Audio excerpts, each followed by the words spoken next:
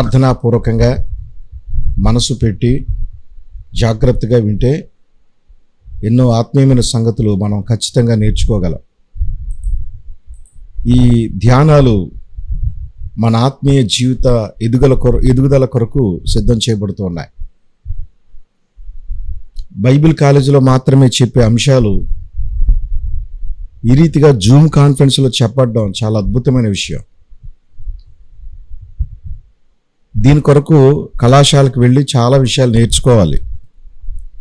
కానీ కరుణాకర్ అన్న మన పట్ల ప్రేమ కలిగి చక్కగా సిస్టమేటిక్గా దేవుని ప్రజలకు సంఘాల క్షేమం కొరకు చక్కని సందేశాలు, వాక్య తలంపులు, అదేవిధంగా వేదాంతపరమైన విషయాలు అందించాలని ఈ మంచి ఉద్దేశాన్ని కలిగి వారు ఈ కార్యక్రమాన్ని తలపెట్టినప్పుడు నేను ఎంతగానో స్తుతించాను, ప్రభువును మహింపరిచాను. వారికి నా నిండు వందనాలు తెలియచేస్తూ ఉన్నాను. ఈరోజు మన అంశాన్ని ఇదివరకే తమ్రైల్లో ఇవ్వడం జరిగింది. పాత నిబంధన అవలోకనం, ఓల్డ్ టెస్టిమెంట్ సర్వే. ఇవి ఖచ్చితంగా విషయాలు తెలుసుకోవాలి, రాసుకోవాలి, హృదయంలో ముద్రించుకోవాలి. నేను అప్పుడప్పుడు కొంతమంది పిల్లలకి ఈ పాఠాలు అందించడం జరిగింది.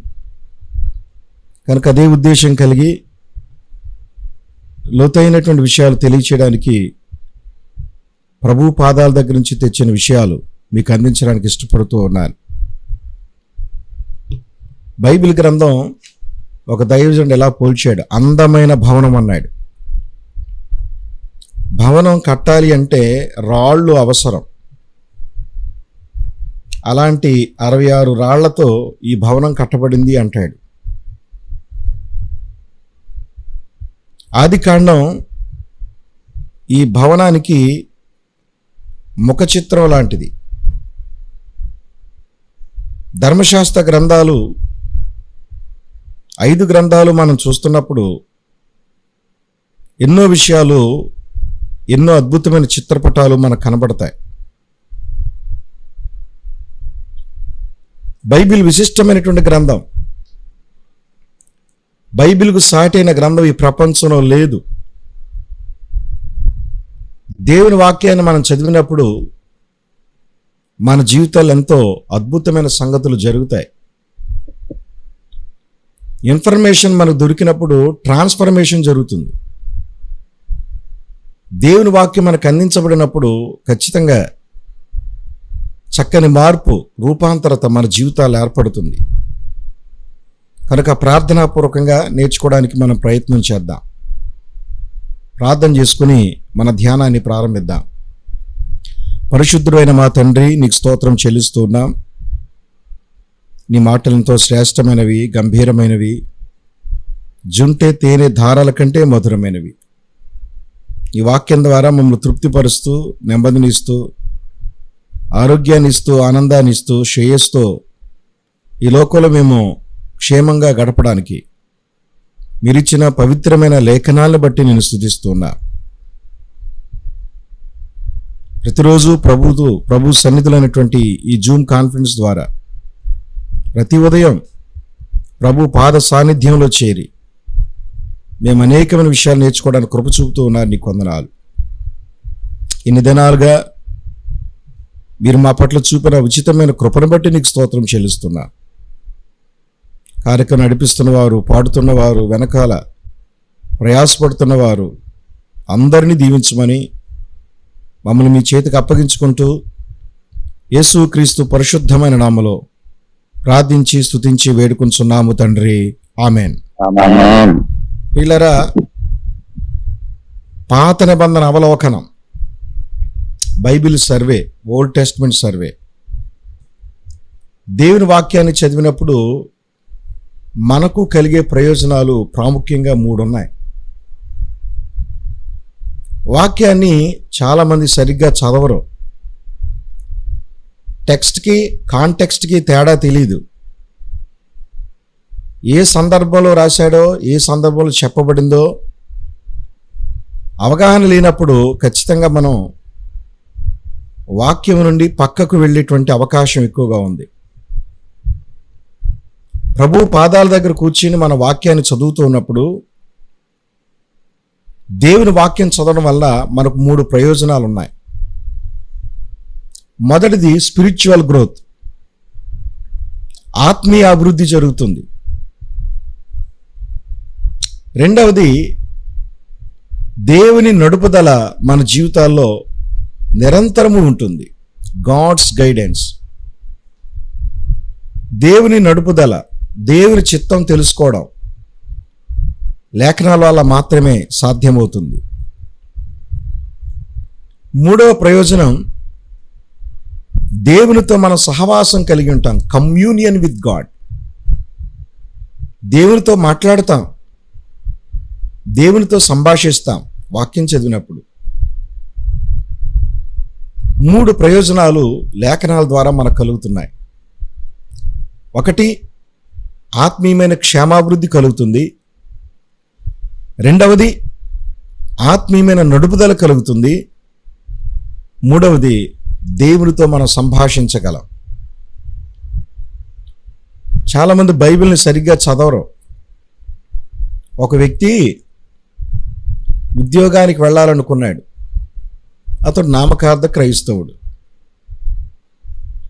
అయితే ఇంటర్వ్యూకి వెళ్ళే ముందు ఒక వచనం తీసుకుని చదువుదాం అనుకుని, ప్రభువా నేను ఉద్యోగానికి వెళ్తున్నాను నాయనా, నాకు మంచి వచనం రావాలి, వాగ్దానం రావాలి అని బైబిల్ తీశాడు. అతడు ఇప్పుడు బైబిల్ చదివినోడు కాదు.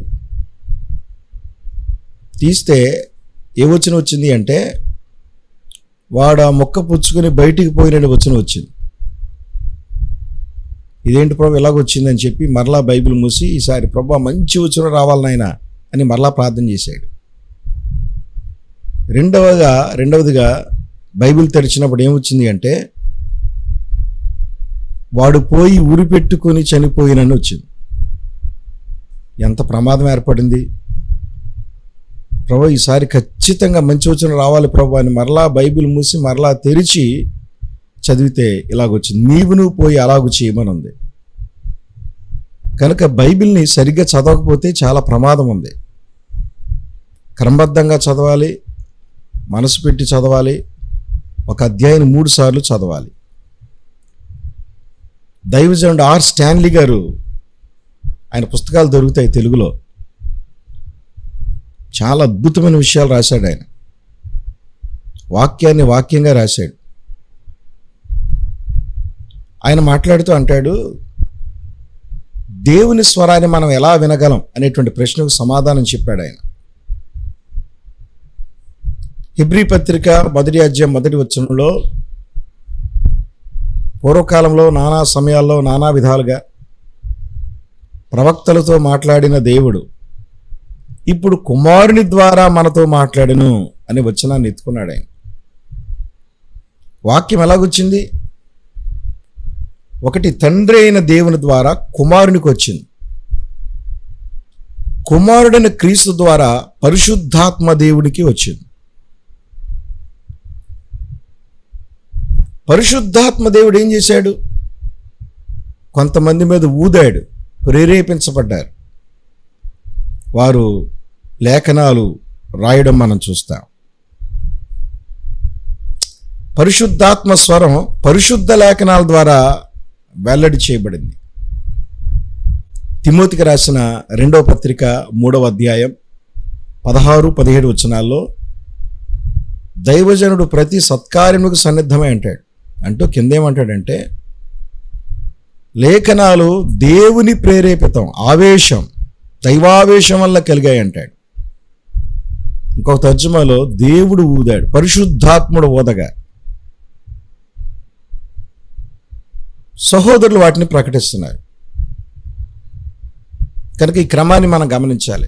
తండ్రి అయిన దేవుడు, కుమారుడైన క్రీస్తు, పరిశుద్ధాత్మ దేవుడు, తర్వాత లేఖనాల్లోనికి వచ్చే లేఖనాలు దైవ సేవకుల ద్వారా, ప్రేరేపించబడిన వారి ద్వారా ప్రజలకు అందించబడుతున్నాయి. కనుక ఈ క్రమాన్ని బట్టి దేవుని స్వరం తండ్రి అయిన దేవుని నుంచి చివరికి దైవ సేవకుల ద్వారా, పెద్దల ద్వారా, ప్రేరేపించబడిన వారి ద్వారా అందించబడడం మనం చూస్తాం. చాలాసార్లు వ్యక్తిగత మాట్లాడేది అనుకుంటాం, వాస్తవమే బలహీన ఘటాలు, మంటి ఘటాలు ఒప్పుకుందాం. తెస్సలోనికీయులకు రాసిన మొదటి పత్రిక 2:12 అంటాడు, సహోదరులారా, మా వలన వినిన వాక్యము మనుషుల ద్వారా వచ్చిన వాక్యం అని ఎంచక అంటాడు. అపోస్తలుడైన పౌలు గట్టిగా చెప్తాడు ఆ మాట. వాక్యం ప్రకటించబడుతున్నప్పుడు వ్యక్తినిగా చూడాల్సింది లేఖనాలు మనం చూడాలి. బెరయ విశ్వాసుల్లాగా మనం ఉండాలి. చాలామంది సర్వే అంటే అనుకుంటారు, పై సంగతులే కదా చెప్తారు అనుకుంటారు. కానీ ఇందులో దేవుని ప్రత్యక్షతలు మనకు అర్థం అవ్వాలి అంటే ఖచ్చితంగా గ్రంథాన్ని చదవాలి. చాలామంది మనకు పాత నిబంధన అవసరం లేదులే, క్రొత్త నిబంధన ఒకటే ఉంటే సరిపోతుందని అనుకుంటారు కొంతమంది. చాలామంది అలాగే పొరపాటు పడ్డారు. పాత నిబంధనలో క్రొత్త నిబంధన మర్మంగా భద్రపరచబడి ఉంది. యేసు ప్రభువు వచ్చిన తర్వాత ఈ క్రొత్త నిబంధన వెల్లడి చేయబడింది. పాత నిబంధన ప్రవచనాల నెరవేర్పు యేసు క్రీస్తులో మనం చూస్తాం. కనుక దేవుని స్వరాన్ని వినే పద్ధతిని మనం గమనిస్తున్నప్పుడు మనకు చాలా సంగతులు అర్థమవుతాయి. ఈ పాత నిబంధనలో ఒక మాట మనం బాగా జ్ఞాపకంలో పెట్టుకుని చదవాలి. ఆ పదం ఏది అంటే విమోచన అనే పదం ఎక్కువగా పాత నిబంధనలో ప్రస్తావించబడడం మనం చూస్తాం. విమోచన, రిడెంప్షన్. ఈ మాట మన మనసులో పెట్టుకుని గ్రంథాన్ని చదవాలి. అయితే ఈ ఓల్డ్ టెస్టిమెంట్ సర్వేలో అవలోకనంలో అసలు పాత నిబంధనల చరిత్ర ఏంటి, జాగ్రఫీతో దానికి ఉన్న సంబంధం ఏంటి, పాత నిబంధనలో విమోచన ఎలాగూ పురోగతిని సాధించింది, పాత నిబంధనలో క్రీస్తు ప్రభు యొక్క చిత్రపటం ఏంటి, విశ్వాసి జీవితంలో పాత నిబంధన యొక్క ప్రాముఖ్యత ఏంటి, ఈ విషయాలు మీకు అందించడానికి ఇష్టపడుతూ ఉన్నాను. అసలు పాత నిబంధన అధ్యయనం చేయడం అంటే చాలా ఆనందకరమైనటువంటి విషయం. ఆశ్చర్యకరమైన సంగతులు ఇందులో ఉన్నాయి. మన రోజువారీ డైలీ లైఫ్లో అప్లికేషన్ కనుక మనం తీసుకుంటే ఎన్నో అద్భుతమైన సంగతులు మనం నేర్చుకోగలం, జీవితంలో పాటించగలం. అందుకని ఈ పాత నిబంధన పరిచయం యొక్క ఉద్దేశం అదే.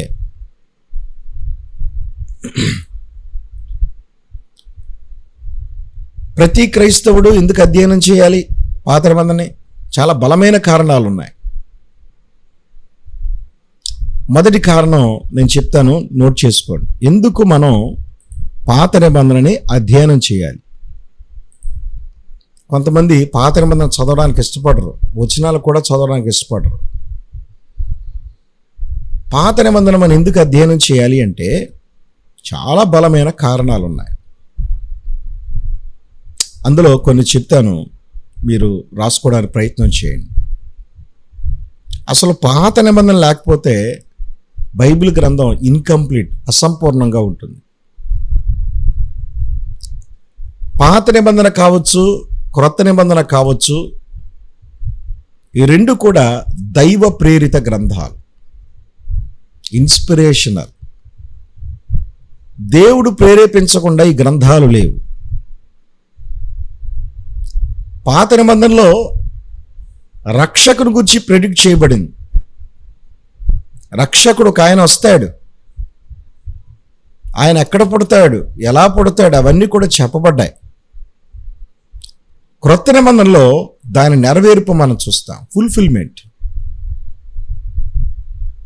పాత నిబంధనలో రక్షకుని రాకను గురించి చెప్పబడింది. క్రొత్త నిబంధనలో దాని నెరవేర్పు మనం చూస్తాం. పాత నిబంధన లేకపోతే యేసుక్రీస్తు ప్రభు పరిచర్య ఒక చిక్కు ప్రశ్నగా ఉండిపోయేది. యెషయా ద్వారా చెప్పబడిన మాటలు, మోషే ద్వారా చెప్పబడిన ప్రవచనం, అనేకమైన ప్రవచనాలు, మీకా ద్వారా ప్రభుని గురించి చెప్పబడిన ప్రవచనాలు పాత నిబంధనలో అవి మనం చదవకపోతే ప్రభు పరిచర్య ఒక ప్రశ్నగా మిగిలిపోయేది. మత్తయి సువార్త 15:24. అందుచేత ఖచ్చితంగా పాత నిబంధన మనం చదవాలి. పాత నిబంధన లేకపోతే పరిశుద్ధ గ్రంథం ఇన్కంప్లీట్, అసంపూర్ణంగా ఉంటుంది. పాత నిబంధన కొత్త నిబంధన రెండు కూడా దైవావేశం వల్ల కలిగిన లేఖనాలు.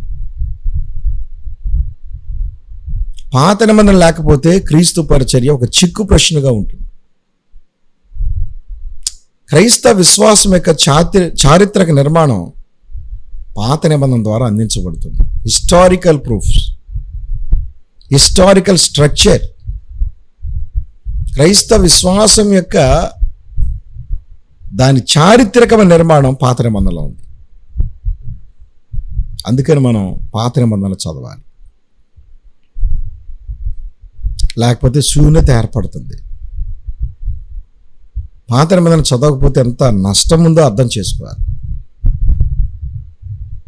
కొంతమంది దైవ సేవకులు, ఉద్దండులు, వేల సంఘాలు కట్టిన ఒక ఆయన అంటాడు, నాకు క్రొత్త నిబంధన అర్థమైంది, పాత నిబంధనతో నాకు పని లేదన్నాడు ఆయన. అది కరెక్ట్ మాట కాదు. బైబిల్ సంపూర్ణమైన గ్రంథం. ఎన్నో చిక్కుముడులు పాత నిబంధన విప్పుతుంది. అందుకని మనం పాత నిబంధన అధ్యయనం చేయాలి. అందుకని పాత నిబంధన చదవకపోతే చాలా ప్రశ్నలకు జవాబు మనం పొందుకోలేము.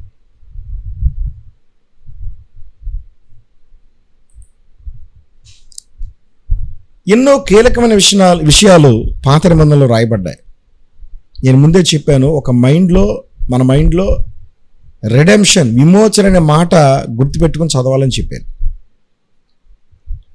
విమోచన చరిత్ర ఎలాంటిదో, దేవుడు ఎలా ఉంటాడో, లక్షణాలు ఏంటో పాత నిబంధనలో రాయబడ్డాయి. దేవుడు ఈ ప్రపంచానికి ఇచ్చిన సందేశం పాత నిబంధనలో నమోదు చేయబడింది. ఇశ్రాయేలీయులను ప్రభు ఏర్పాటు చేసుకున్నాడు. వారి ద్వారా రక్షకుని యొక్క పుట్టుక, పాపరహిత జీవితం, ఈ విషయాలన్నీ కూడా ప్రపంచానికి అందించడం మనం చూస్తాం. అసలు దేవుడు ఏమై ఉన్నాడు? Who is God? దేవుడు సార్వభౌముడు, సావరిన్ లార్డ్, సార్వభౌమ సృష్టికర్త, క్రియేటర్ గాడ్. ఈ ప్రపంచంలన్నిటిని కూడా నిర్మించిన వాడు ఆయన. అందుచేత దేవుని యొక్క లక్షణాలు మనకు అర్థం కావాలంటే పాత నిబంధన చదవాలి. తర్వాత ఎన్నో కీలకమైన విషయాలు ఈ గ్రంథంలో ఉన్నాయి పాత నిబంధనలో. అందులో రెండవది ఏది అంటే, మానవునికి రక్షణ అవసరత ఉంది అనే విషయాన్ని పాత నిబంధన గట్టిగా చెప్తుంది. ధర్మశాస్త్రం ఏం చెప్తుంది? తప్పు చేసిన ప్రతి పాపి శిక్షకు పాత్రుడే అని చెప్తుంది. పాపం అంటే ఏంటో చూపిస్తుంది తప్ప పాపానికి విరుగుడు ఇందులో లేదు. ధర్మశాస్త్రం యొక్క లక్షణం అది. అందుకని ధర్మశాస్త్రము ధర్మామీటర్ లాంటిది. ధర్మామీటర్ పనేంటి? జ్వరం ఎంతో చెప్తుంది, కానీ జ్వరాన్ని తీసివేసే శక్తి ధర్మామీటర్కి లేదు. క్రొత్త నిబంధనలో యేసుక్రీస్తు ప్రభు ధర్మశాస్త్ర విధిని నెరవేర్చినవాడు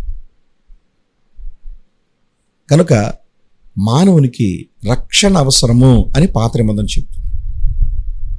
పాపం అంటే ఏంటో చూపిస్తుంది, పాపి ఎలాగుంటాడో చెప్తుంది. కానీ క్రొత్త నిబంధనలో పాపానికి పరిష్కారం రాయబడింది. మూడవదిగా దేవుడు ఎవరు?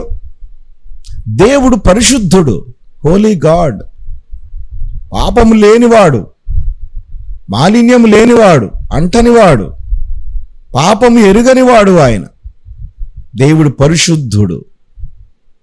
ఆయన పరిశుద్ధుడైతే ఏం చేస్తాడు? ఖచ్చితంగా పాపానికి ఆయన తీర్పు చేస్తాడు.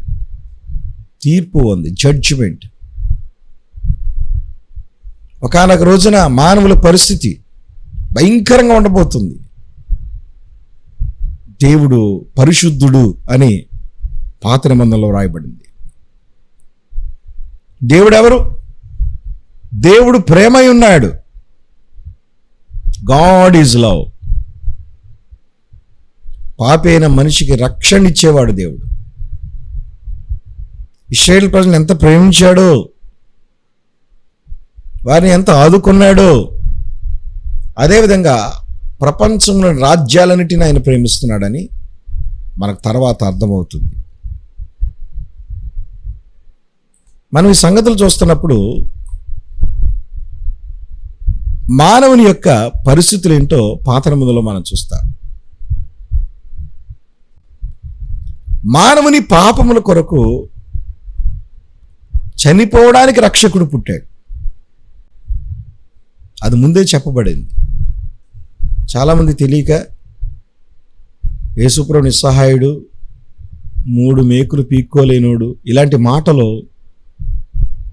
ఈ మత ఛాందస్వాదులు, మతోన్మాదులు మాట్లాడడం మనం చూస్తాం. వాళ్ళు తెలియక బుద్ధులేని మాటలు అవి. కానీ వాక్యం ఏం చెప్తుంది?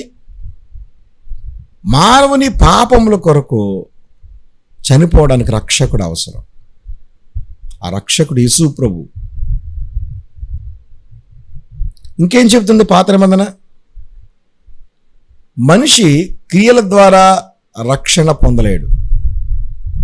మంచి పనులు చేస్తే పరలోకం వెళ్ళడం, విశ్వాసము ద్వారా మాత్రమే రక్షించబడతాడు. అది పాత నిబంధన చెప్తుంది. Not by deeds but by faith. క్రియల ద్వారా కాదు. ఏమనుకుంటారండి చాలామంది, చర్చికి డొనేషన్ ఇస్తే, సేవకునికి బట్టలు పెడితే, మందిరంలో భోజనాలు పెడితే, మంచి పనులు చేస్తే పరలోకం వెళ్తారని అనుకునేవారు. ఇప్పుడు కాదు, ఎప్పటి నుంచి ఉన్నది.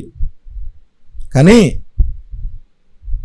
విశ్వాసము ద్వారా మాత్రమే రక్షణ, త్రూ ఫెయిత్. కొంతమంది ఫెయిత్ గురించి చెప్తాడు. అబ్రహాం విశ్వాసం, హేబేలు విశ్వాసం, హానోకు విశ్వాసం.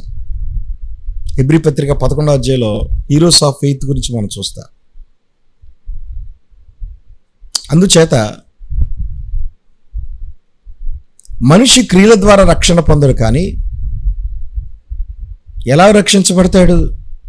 విశ్వాసం ద్వారా మాత్రమే రక్షించబడతాడు. ఇక 7వదిగా, ఈ లోకానికి విమోచన సందేశం యొక్క సాధనముగా ఇశ్రాయేలీలను సార్వభౌమాధికారముగా ఎంపిక చేయబడింది. అంటే ఏంటి? ఇశ్రాయేలీలు ఎవరు? దేవుని చేత ఎన్నుకోబడిన వారు. విమోచన సందేశం వారికి ఇవ్వబడింది, వారు తృణీకరించారు. అందుచేత దేవుడు అన్యులను ఏర్పాటు చేసుకున్నాడు. వారిని దేవుడు సాధనాలుగా వాడుకున్నాడు. తన సార్వభౌమాధికారంతో వారిని ఎంపిక చేశాడు. శేషమైనటువంటి ప్రయోజనాలు వారికి కల్పించాడు. రిసోర్సెస్ ఇచ్చాడు. వాగ్దాన దేశం ఇచ్చాడు. మోషే ద్వారా విశ్రాంతి ప్రకటించబడింది, కానీ పొందుకోలేదు. యెహోషువ ద్వారా విశ్రాంతి ప్రకటించబడింది, కనానుకు వారు నడిపించాడు, కానీ అది సంపూర్ణ విశ్రాంతి కాదు. క్రొత్త నిబంధనలో చెప్పబడిన విశ్రాంతి సంపూర్ణమైన విశ్రాంతి. అది యేసుక్రీస్తు ప్రభులో విశ్వాసమైన మనకు అందించబడింది. కనుక ప్రియులారా, ఇశ్రాయేలు ప్రజలు దేవుని సాధనం, దేవుని చేత ఎంపిక చేయబడిన ప్రజలు. వారికి ఎన్నో అవకాశాలు ఇస్తున్నాడు, ఎన్నో మంచి విషయాలు వారి పట్ల చేశాడు, కానీ వారు తృణీకరించారు.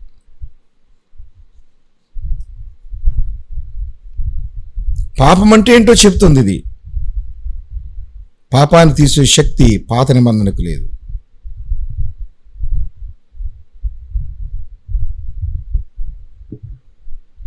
తర్వాత మనం చూస్తే ఈ చరిత్ర అంతా కూడా సార్వభౌముడైన ప్రభు సింహాసనం వద్ద ముగుస్తుంది. అల్టిమేట్గా జరిగేది ఏంటి? ద థ్రోన్ ఆఫ్ గాడ్, దేవుని సింహాసనం, ప్రభు యొక్క సింహాసనంతో మొత్తం చరిత్ర ముగుస్తుంది.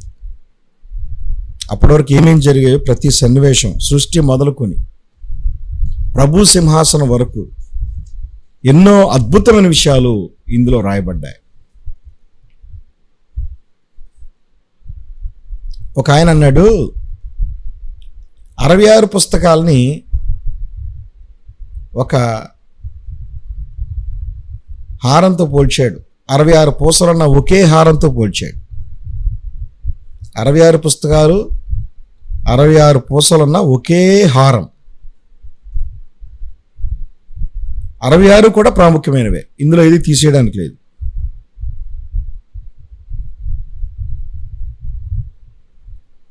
రెండు నిబంధనలు ప్రభు ఇస్తున్నాడు. ఒకటి పాత నిబంధన, రెండవది క్రొత్త నిబంధన. క్రొత్త నిబంధన పాత నిబంధనకు భిన్నమైంది, నాణ్యమైంది. ఇది క్రొత్త నిబంధన క్రొత్తదని పిలవడానికి కారణం ఏంటి? మధ్య వచ్చింది కనుక క్రొత్త నిబంధన అన్నారు. పాత దాని తర్వాత వచ్చింది కనుక దాన్ని క్రొత్త నిబంధన అన్నారు. హెబ్రీ 12:24. ఈ రెండు నిబంధనలు కొన్ని భాగాలుగా విభజించబడ్డాయి. అవేంటో మనం చూడబోతున్నాం. కనుక చరిత్ర మనం గమనిస్తున్నప్పుడు చరిత్ర అంతా కూడా సార్వభౌముడైన క్రీస్తు దగ్గరతో సింహాసనంతో ముగించబడ్డాన్ని మనం చూస్తాం. అయితే అసలు బైబిల్ గ్రంథం మనకి ఎలాగ ఇవ్వబడింది, దీని చరిత్ర ఏంటో మనం చూద్దాం. బైబిల్ అంతట్లో కూడా క్రీస్తు ప్రభువే అన్ని విషయాల్లో కనిపిస్తాడు. ఆది కాండం నుంచి ప్రకటన గ్రంథం వరకు ప్రతి పేజీలో కూడా క్రీస్తు యొక్క ప్రత్యక్షతలు మనం చూస్తాం. ఊహతో వచ్చింది కాదు, వాస్తవం ఇది. ఇది స్వబుద్ధితో రాయబడింది కాదు, దేవుని సత్యం రాయబడింది ఇందులో. పాప మానవుడు విమోచించబడాలంటే ఒక ప్రతినిధి కావాలి, ఒక రక్షకుడు అవసరం. పూర్వకాలంలో దేవునితో నేరుగా మాట్లాడడానికి ఉండదు, అవకాశం లేదు. అందుకని ప్రధాన యాజకుడు ఉన్నాడు అక్కడ. తర్వాత ప్రవక్తలు పంపించాడు,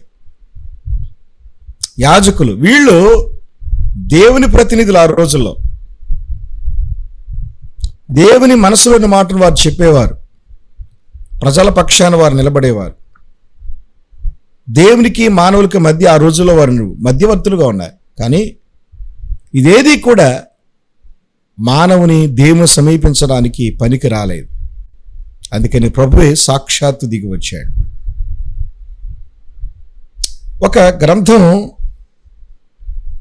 చేతికి రావాలంటే ఈ రోజుల్లో ప్రింటింగ్ ప్రెస్లు వచ్చాయి, ఆఫ్సెట్, ఇంకా లేటెస్ట్ టెక్నాలజీలు వస్తానే ఉన్నాయి.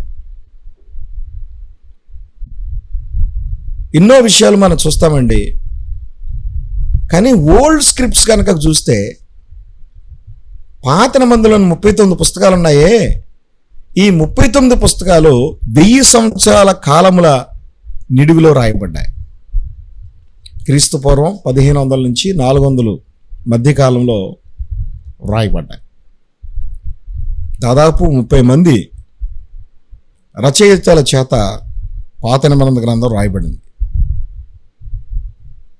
కొన్ని భాగాలు తప్ప మిగతా భాగాలన్నీ కూడా హీబ్రూ భాషలోనే రాయబడ్డాయి. హీబ్రూ భాష చాలా ప్రత్యేకమైన భాష. మీకు లేఖనం ఎలా ఉద్భవించిందో తెలియాలి అంటే ఇర్మియా గ్రంథం 36వ అధ్యాయం చదవాలి.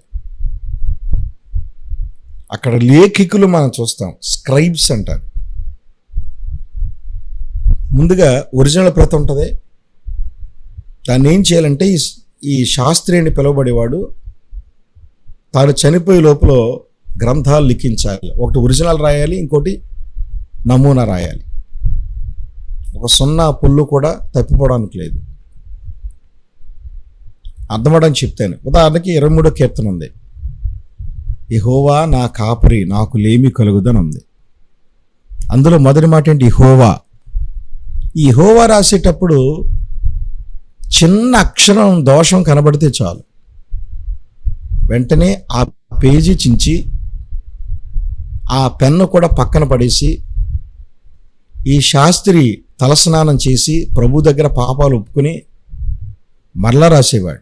ఎంత కష్టమో చూడండి. అంత జాగ్రత్తతో రాసేవారు, అంత నిష్టతో రాసేవారు వాడు. అలాగున బైబిల్ గ్రంథం పురాతనం మొదలుకొని ఇప్పటి వరకు అలాగ నిక్షిప్తం చేయబడి, భద్రం చేయబడి అందించబడుతుంది. తరాలు తరాలు యుగ యుగాలుగా కాపీ చేయబడుతున్నాయి. ఆ కాపీ తర్వాత తరం మరలా కాపీ చేస్తున్నారు. ఈ విధంగా హీబ్రూ భాషలో చేత్తో రాసిన చీవ్రాతలు ఏదైతే ఉన్నాయో అలాగా కాపీలు రాసి రాసి రాసి ప్రస్తుతం ప్రింటింగ్ ప్రెస్ కాలం వచ్చేసింది కనుక 15వ శతాబ్దంలో అవి ప్రింటింగ్ చేయబడుతున్నాయి. ఎన్ని రకాల కామెంటరీస్ వచ్చేసాయో, ఎన్ని రకాల బైబిల్స్ వచ్చేసాయో, ఎన్ని రకాల వ్యాఖ్యానాలు వచ్చేసాయో. ప్రతి గ్రంథానికి కూడా వ్యాఖ్యానం మనం చూస్తాం. 10 సంవత్సరాల క్రితం జిఆర్ లారన్ గారు, రాజారావు తాతయ్య గారు కొద్దిమంది మాత్రమే మన తెలుగులో పుస్తకాలు అందించగలిగారు వారి కాలంలో. ఇప్పుడు అన్నిటికీ ప్రతి దానికి వ్యాఖ్యానం మనం చూస్తాం.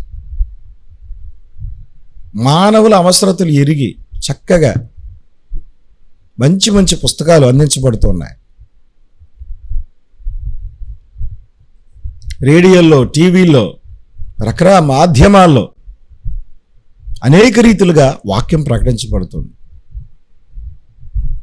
దేవుని ప్రత్యక్షత చక్కగా విశదీకరించబడుతుంది. మనం ఎంత ధన్యులో ఈ కాలంలో జీవిస్తున్నాం. మనం బైబిల్ అనే మాట బిబ్లోస్ అనే పదం నుంచి వచ్చింది. బిబ్లోస్, బిబ్లా అనే మాట గుర్తుపెట్టుకోండి. గ్రంథములు అని అర్థం. బైబిల్ అనే మాట బైబిల్లో లేదు, కానీ గ్రంథపు అనే మాట రాయబడింది. అక్కడి నుంచే తీసుకున్నారు. బైబిల్ అంటే ఒక ఆయన ఇలా చెప్పాడు: basic information before leaving to earth.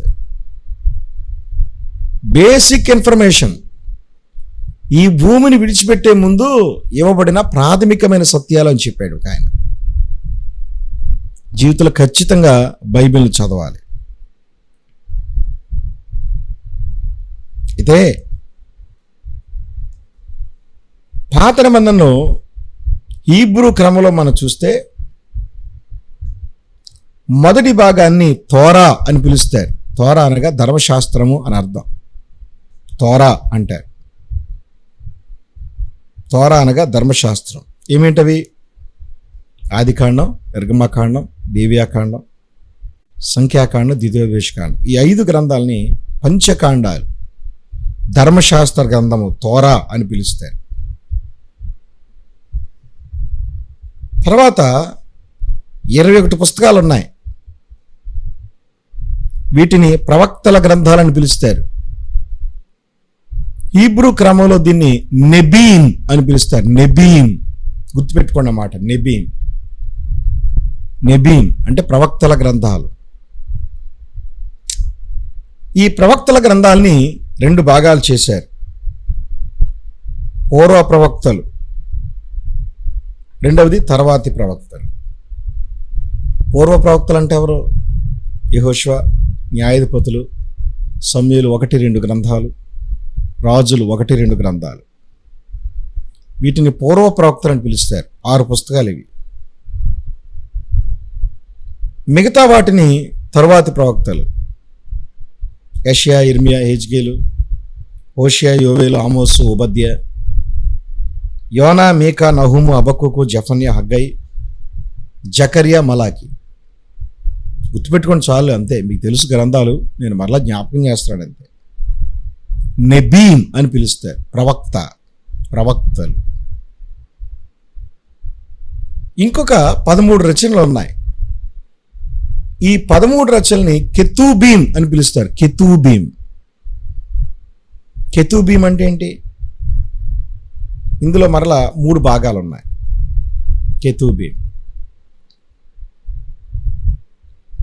కెతూబీం పూర్వరచనలు, అవి 3 అన్నమాట. పూర్వరచనలు కీర్తనలు, సామెతలు, యోబు. కీర్తనలు, సామెతలు, యోబు, ఈ 3టిని పూర్వరచనలను పిలుస్తారు. ఈ కెతూబీంలో 2వ భాగం ఏంటంటే మెగిల్లోత్ అని పిలుస్తారు. మెగిల్లోత్ అంటే గ్రంథపు చుట్టలు అని అర్థం. మెగిల్లోత్ అవేంటంటే పరమగీతం, రూతు, విలాపవాక్యం, ప్రసంగి, ఎస్తేర్. పరమగీతం, రూతు, విలాపవాక్యం, ప్రసంగి, ఎస్తేర్, వీటిని మెగిల్లోత్ అని పిలుస్తారు. ఇక తర్వాతది 5 పుస్తకాలు ఉన్నాయి పూర్వరచనలు కెతూబీంలో. పూర్వరచనలు అవేంటి? దానియేలు, ఎజ్రా, నెహెమ్యా, 1-2 దినవృత్తాంతముల గ్రంథం, 1-2 దినవృత్తాంతముల గ్రంథము. దీన్ని కెతూబీం అని పిలుస్తారు. గుర్తుపెట్టుకోండి, తోరా, నెబీం, కెతూబీం. తోరా అంటే ధర్మశాస్త్ర గ్రంథం, నెబీం అంటే ప్రవక్తల గ్రంథం, కెతూబీం అంటే రచనలు. ఇవి గుర్తుపెట్టుకుంటే హీబ్రూ క్రమం మనకు అర్థమవుతుంది. క్యాననీకరణ అంటారు, క్యాననైజేషన్. గ్రీకు భాషలో ఏంటో చూద్దాం. కేనాన్ అనే పదం మనకు గుర్తు రావాలి. కేనాన్ అంటారు. క్యాననైజేషన్ అనే మాట ఎక్కువగా వాడతారు. ఇది గ్రీక్ పదం. ఏంటి కేనాన్ అంటే? అన్బెండబుల్, వంగనిదిగా ఉండాలి సత్యం. 2 నిటారుగా ఉండాలి, ఆధారపడినదిగా ఉండాలి. సత్యం ఎప్పుడు కూడా అలాగ ఉంటుంది.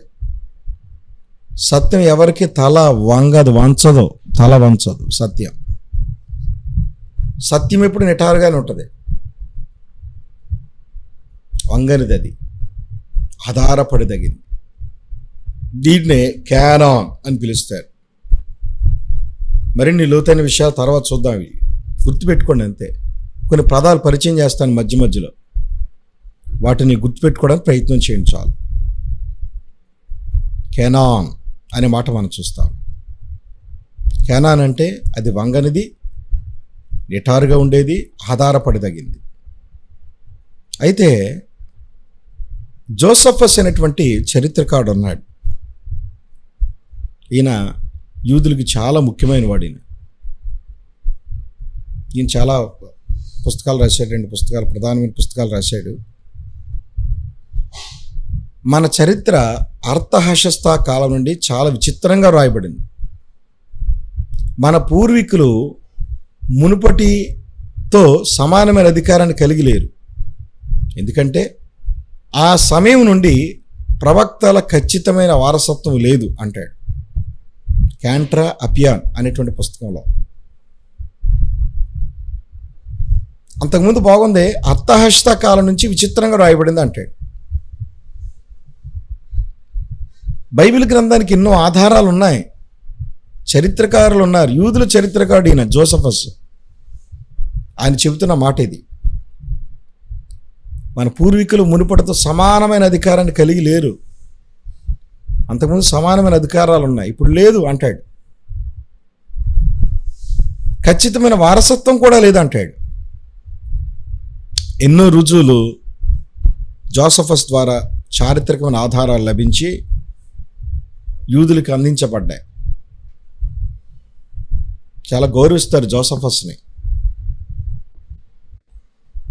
తర్వాత మనం చూస్తే మన బైబిల్ గ్రంథంలో, తెలుగు బైబిల్లో కూడా కొన్ని భాగాలు మనం చూస్తాం. మొదటిది ధర్మశాస్త్ర గ్రంథం, తర్వాత చరిత్ర గ్రంథాలు, పద్య భాగం, తర్వాత ప్రవక్తల గ్రంథాలు. గుర్తుపెట్టుకోండి, మన తెలుగు బైబిల్లో వరుస క్రమం చెప్తున్నాను. ఇలాగ 4 ప్రధానమైన భాగాలుగా పాత నిబంధన విభజించబడింది. ధర్మశాస్త్ర గ్రంథం, చరిత్ర గ్రంథాలు, పద్య భాగం, 4వదిగా ప్రవక్తల గ్రంథాలు. ఏంటి దీని అర్థం? మనం ఇప్పుడే చూసాం, హీబ్రూ బైబిల్లో ఉన్న క్రమం ఇది. గుర్తుపెట్టుకోండి, తోరా, నెబీము, కెతూబీం. తోరా, నెబీము, కెతూబీం, ఈ విభజన కూడా మనం చూసాం. అయితే ఒక ప్రాముఖ్యమైన సంగతిని ఇక్కడ మనం అధ్యయనం చేయబోతున్నాం. పతనమైన మానవ జాతి కోసం ప్రభు రక్షకునిగా అవతరించడం చాలా ప్రాముఖ్యం. పాత నిబంధనలో ప్రాముఖ్యంగా 3 పనులు కనిపిస్తాయి మనకి. 3 పనులు పాత నిబంధనలో 3 పనులు ప్రాముఖ్యంగా కనిపిస్తాయి. మొదటిది యాజకత్వం. యాజకత్వం అహరోను ప్రాతినిధ్యంలో యాజకత్వం మనం చూస్తాం. అహరోను ప్రాతినిధ్యంలో యాజకత్వం. రెండవది మోషే ప్రాతినిధ్యంలో ప్రవక్త. అంటే మోషే నేతృత్వం వహించాడు. మోషే ప్రాతినిధ్యంలో ప్రవక్త. మూడవది దావీదులో రాజును మనం చూస్తాం. దావీదులో రాజును మనం మరలా చెప్తాను, గుర్తుపెట్టుకోండి. అహరోను ప్రాతినిధ్యంలో యాజకత్వం చూస్తాం. అహరోను ప్రాతినిధ్యంలో యాజకత్వం. రెండవది మోషే ప్రాతినిధ్యంలో ప్రవక్త. మోషే ప్రాతినిధ్యంలో ప్రవక్త. మూడవది దావీదులో రాజును మనం చూస్తాం. వీళ్ళందరూ ఎవరో సింపుల్ హ్యూమన్ బీయింగ్స్, వీళ్ళు నరమాత్రులు, సామాన్యమైన వాళ్ళు. ఈ 3 పనులు ఒకే ఆయనలో మనం చూస్తాం. ఆయనే మన రక్షకుడు యేసు ప్రభు. ఆయన రాజు, ప్రవక్త, యాజకుడు. ఆయన సంపూర్ణుడు. ఆయన ఈ 3 పదవులు ఒక మనిషి నిర్వహిస్తే ఎంత అద్భుతం నిజంగా. అందుకని హెబ్రీ పత్రిక 5వ అధ్యాయం అంటాడు, అహరోనును క్రీస్తును వేరు చేస్తూ అహరోను కంటే ఆయన శ్రేష్ఠుడిగా, ఆయన ఇప్పుడు ప్రధాన యాజకుడిగా మన పక్షాన్ని విజ్ఞాపన చేస్తాడని జ్ఞాపకం చేస్తాడు. ప్రభువును గూర్చి ముందే పాత నిబంధనలో ప్రత్యక్షం లేదా ప్రత్యక్షపరచబడ్డం మనం చూస్తాం. మానవుడు కన్నీళ్లు కారుస్తున్నాడు. మా పాపాలు తీసేసే వాళ్ళు ఎవరు? మమ్మల్ని రక్షించే వాళ్ళు ఎవరు? మమ్మల్ని శిక్ష నుంచి తప్పించే వాళ్ళు ఎవరు అని అంగలారుస్తున్నప్పుడు దేవుడే ప్రత్యామ్నాయాన్ని చూపించాడు. మన రక్షకుణ్ణి ఈ లోకానికి పంపించి మన పాపములకు రావాల్సిన శిక్ష ఆయన మీద వేశాడు. ఇవన్నీ సంగతులు అర్థం చేసుకోవాలంటే ఖచ్చితంగా పాత నిబంధన చాలా ప్రాముఖ్యమైనది. కనుక